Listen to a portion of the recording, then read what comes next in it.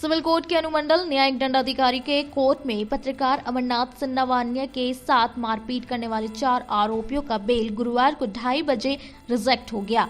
इस मामले में पत्रकार की तरफ से वरिष्ठ अधिवक्ता प्रकाश सहाय, चुन्नूकांत, अजय सिन्हा, अंजनी सिन्हा, निरंजय राय आदि ने पैरवी की। वहीं बचाव पक्ष से अधिवक्ता जयप्रकाश राय ने दलील पेश की।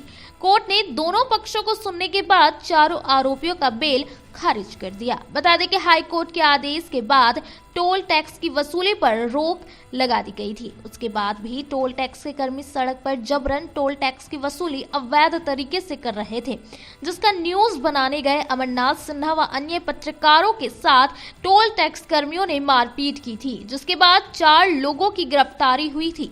उसी मामले में आज बेल की सुनवाई हुई और बेल को रिजेक्ट किया गया।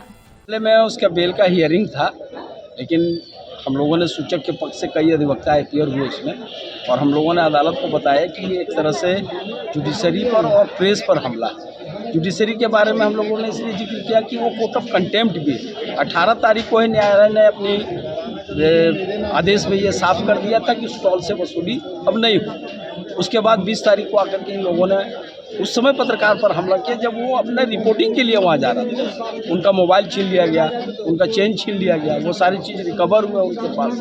तो ये गंभीर मामला था। अदालत ने भी बहुत उसको गंभीरता से सुना है और अब फैसला उनके हाथ में है। लेकिन हम लोगों का जो अपना अनुभव है, इस तरह के सीरियस ऑफेंस है और ये गंभीर अपराध है।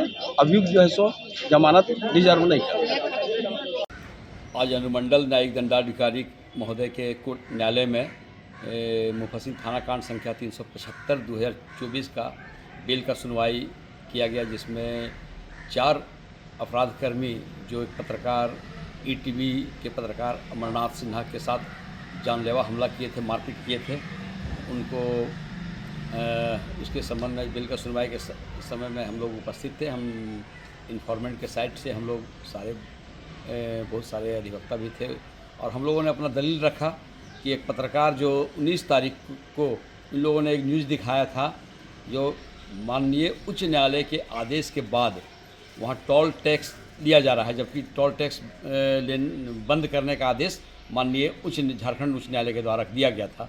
उसके बावजूद इन लोगों के द्वारा, टोल कर्मियों के द्वारा अवैध तरीक़ा से टोल टैक्स वसूला जा रहा था। उस न्यूज़ का प्रसारण करने के कारण इन लोग एक योजना बना करके जो ईटीवी के पत्रकार हैं अमरनाथ सिन्हा के साथ जानलेवा हमला किए थे, उनका मोबाइल छीन लिए थे और चेन छीन लिए थे, रुपया छीन लिए थे, बुरी तरह से मारपीट कर जख्मी कर दिए थे। उन संबंध में एक 109 BNS जो 307 भादवी के अंतर्गत एवं अन्य दफ़ा जो है चोरी का, छिनतई का, रंगदारी का सारा दफ़ा लगा हुआ था। उसमें दोनों साइड का दलील सुनने के बाद माननीय न्यायालय के द्वारा बेल पिटीशन को रिजेक्ट किया गया, खारिज किया गया।